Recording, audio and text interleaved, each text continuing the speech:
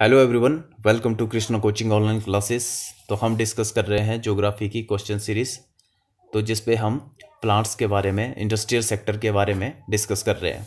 ठीक है, तो देखो स्टार्ट करते हैं क्वेश्चन नंबर 61 से। क्वेश्चन क्या है, where is the shore west steel plant located. तो शोर वेस्ट, ठीक है, तो किनारे में, समुद्री किनारे पे कौन सा जो है स्टील प्लांट है। तो तुतीकोरिन, सालेम, विशाखापट्टनम या फिर मैंगलोर। तो इसमें से कौन है, तो इसका राइट आंसर है विशाखापट्टनम। ठीक है, आंध्र प्रदेश में, तुतीकोरिन तमिलनाडु में, सालेम कर्नाटका में, मैंगलोर कर्नाटका में। ठीक है, तो ये यहाँ पे ये पावर प्लांट है। ठीक है, स्टील प्लांट है, तो ये आपने इनकी लोकेशन भी याद रखनी है। तो विशाखापट्टनम जो है वो शोर वेस्ट एक स्टील प्लांट है, तो ये आपने याद रखना है। विशाखापट्टनम, या इसको क्या बोला जाता है, Vizag steel plant is the only Indian शोर वेस्ट ओनली। ठीक है, started in 1971, it is the most advanced steel producer in India with the help of German and Soviet, मतलब रशिया। ठीक है, तो ये आपने याद रखना है, इसको विजग स्टील प्लांट भी बोला जाता है, और ये ओनली इंडियन शोर वेस्ट स्टील प्लांट है। स्टार्ट हुआ था 1971 में, और जर्मन और सोवियत की टेक्नोलॉजी से इसको चलाया जा रहा है। नेक्स्ट क्वेश्चन है, which is the leading state in India in ship breaking industry. तो शिप ब्रेकिंग इंडस्ट्री से कौन सा स्टेट टॉप पे है, तमिलनाडु, महाराष्ट्र, गुजरात या फिर वेस्ट बंगाल। तो राइट आंसर इज गुजरात। देखते हैं इसके बारे में। देखो, Gujarat is the leading state in ship breaking industry because of its long coast line. तो ये भी आपको पता है कि सबसे ज़्यादा जो कोस्ट लाइन है, मतलब सबसे लंबी जो कोस्ट लाइन है वो है गुजरात की। उसके बाद किसका नंबर आता है, वो आता है आंध्र प्रदेश का। And a well developed infrastructure for the industry specific work. ठीक है, Alang in Gujarat consider to be world largest, it is famous ship breaking centre. ठीक है, पर्टिकुलर जगह की बात आए तो अलॉन्ग जो जगह है वहाँ पे वो फेमस है शिप ब्रेकिंग सेंटर के लिए। नेक्स्ट क्वेश्चन चलते हैं। The first oil refinery in India was setup. तो बरौनी, विशाखापट्टनम, डिगबोई या फिर मुंबई। तो आपको पता है, हमने पहले भी डिस्कस किया था, डिगबोई जो कि आसाम में है, ये इंडिया की फर्स्ट ऑयल रिफाइनरी है। ठीक है, देखो, डिगबोई इन तिनसुकिया डिस्ट्रिक्ट ऑफ असम। ठीक है, तो ये कहाँ पे है, तिनसुकिया डिस्ट्रिक्ट में है। ओल्डेस्ट रिफाइनरी है इंडिया की and Asia as well as. ठीक है, it was here that the first commercially available well in India. देखो, तो ये आपने एक डेट ये याद रखनी है, सक्सेसफुली ड्रिल्ड कब हुई थी, 1889 में। ठीक है, the first modern refinery in India was built up commissioned in December कब, 1901, असम ऑयल कंपनी लिमिटेड के द्वारा बनाया गया था इसको।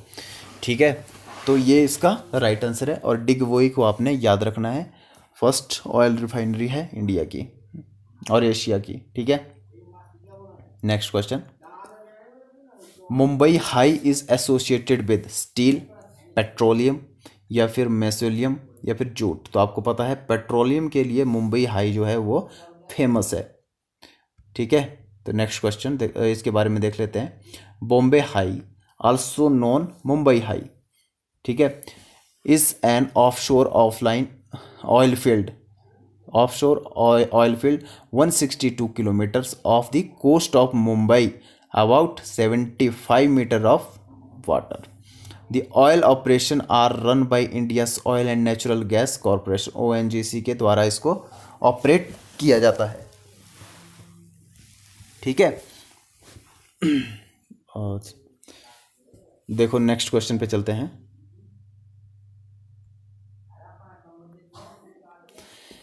देखो, India is the largest producer and exporter of, तो कॉटन, टी, कॉपर या फिर माइका, तो ये हमने बहुत बार डिस्कस किया है, माइका इसका राइट आंसर है।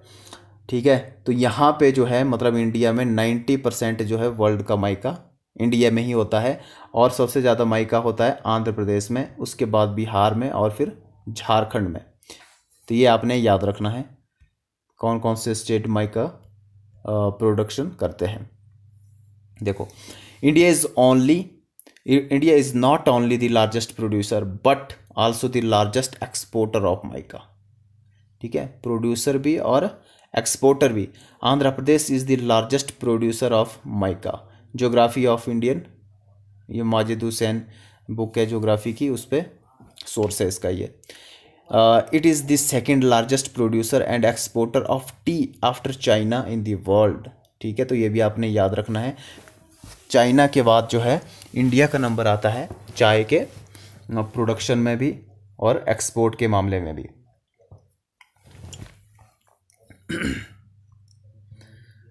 देखो नेक्स्ट क्वेश्चन पे, which one among the following industries is the maximum consumer of water in India. तो देखो कौन सी इंडस्ट्री में सबसे ज़्यादा कंज्यूम होता है वाटर, तो पेपर एंड पल्प या थर्मल पावर या फिर इंजीनियरिंग या फिर टेक्सटाइल। तो राइट आंसर है इसका thermal power, option number 2 thermal power. देखो इसके बारे में देखते हैं। देखो, Indian thermal power plant are one of the highest consumers of water as compare to their global counterparts on the average of every 1000 kilowatt hour. देखो 1000 kilowatt के power के लिए कितना पानी कंज्यूम होता है, 80 क्यूबिक मीटर ऑफ वाटर। ठीक है, तो जो वाटर का वॉल्यूम है हम क्यूबिक में मेजर करते हैं। ठीक है, तो 1000 किलोवाट के लिए हम 80 क्यूबिक मीटर जो है उसका वाटर कंज्यूम करते हैं।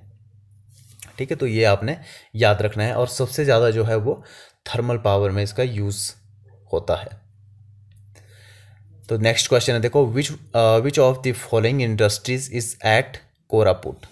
तो कोरापुट में कौन सी इंडस्ट्री है, शिप बिल्डिंग या फिर aircraft building, iron and steel या फिर इलेक्ट्रिक लोकोमोटिव।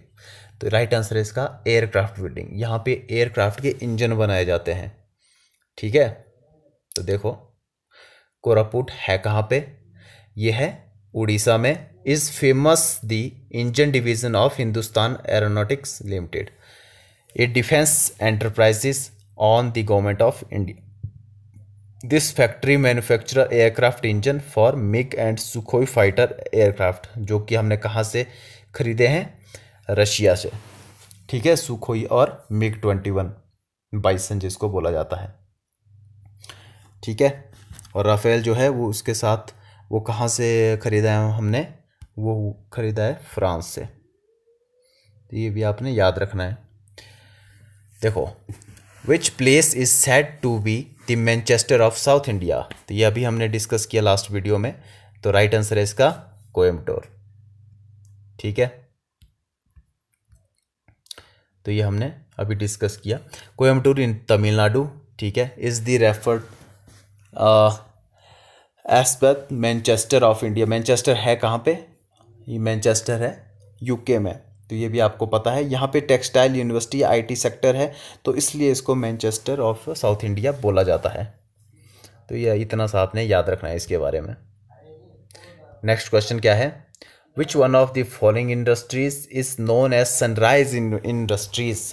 देखो जहाँ पे बेनिफिट होता है या प्रॉफिट ज़्यादा होता है और टाइम के साथ वो इंडस्ट्री ग्रो करती रहती है, उसको बोलते हैं सनराइज इंडस्ट्रीज़। ठीक है, तो इनमें से जो है जैसे iron and steel, cotton textile, information technology, तो टी एंड कॉफ़ी। तो आईटी जो सेक्टर होता है वो ऑलवेज ग्रो करता रहता है, तो इसलिए उसको बोला जाता है सनराइज इंडस्ट्रीज। ठीक है,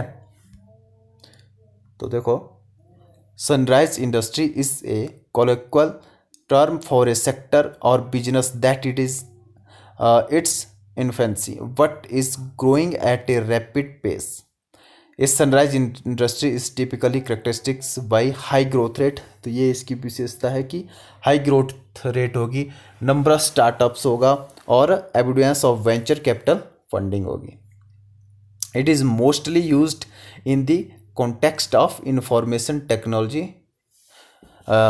सेक्टर, तो ये आपने याद रखना, जो आईटी सेक्टर होता है या आईटी इंडस्ट्रीज जो होती है उस पर ये ज़्यादातर यूज़ होता है सनराइज इंडस्ट्रीज़ का। वैसे जो करेक्टरिस्टिक है इसकी, जो विशेषताएं हैं कि इसकी हाई ग्रोथ रेट जो होगी उस सेक्टर की, उसको बोला जाएगा सनराइज इंडस्ट्रीज। तो इतना सा आपने इसके बारे में याद रखना है। Next question, which of the following produces the most solid waste, तो किसका सबसे ज़्यादा सॉलिड वेस्ट होता है? एग्रीकल्चर का, न्यूक्लियर पावर प्लांट का, मैन्युफैक्चरिंग का या फिर पैकेजिंग इंडस्ट्री का।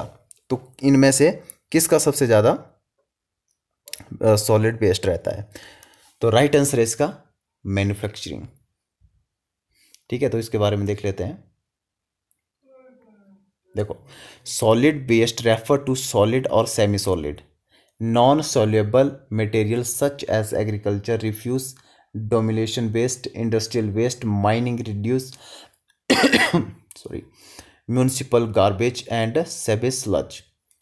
It mainly result from manufacturing process such as of factories, industries, mill and mining operations.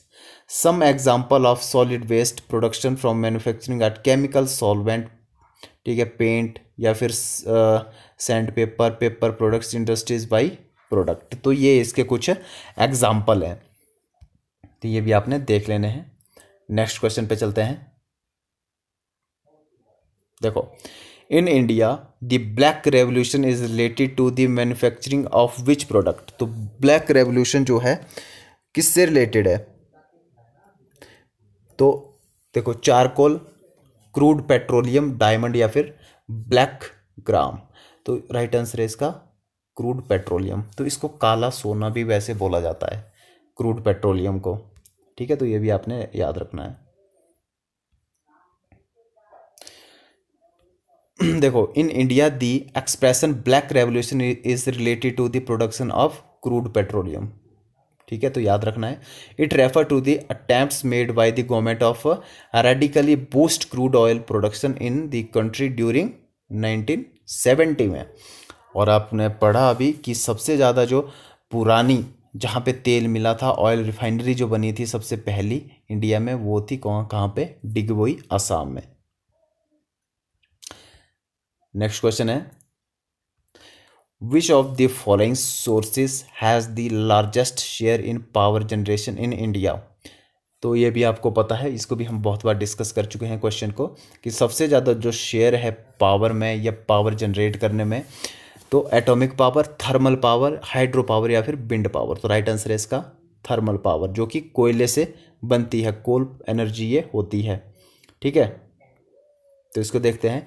As per the union ministry of power, thermal corporation, coal, gas and oil accounts तो 82.2% generated in India.